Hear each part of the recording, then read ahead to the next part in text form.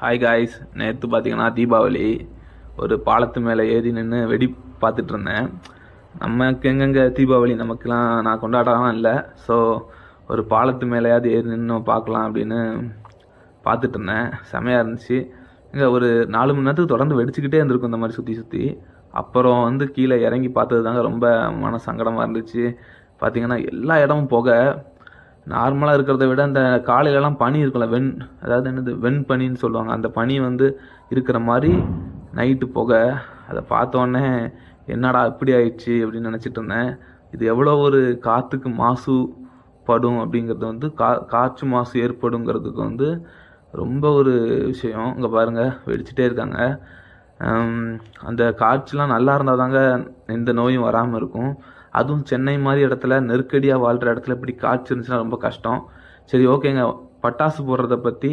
அதிக பட்டாசு போடுறத பற்றி உங்களோட கருத்துக்களை கமெண்டில் சொல்லுங்கள். சப்ஸ்கிரைப் பண்ணுங்கள் ஃப்ரெண்ட்ஸ். பாய்.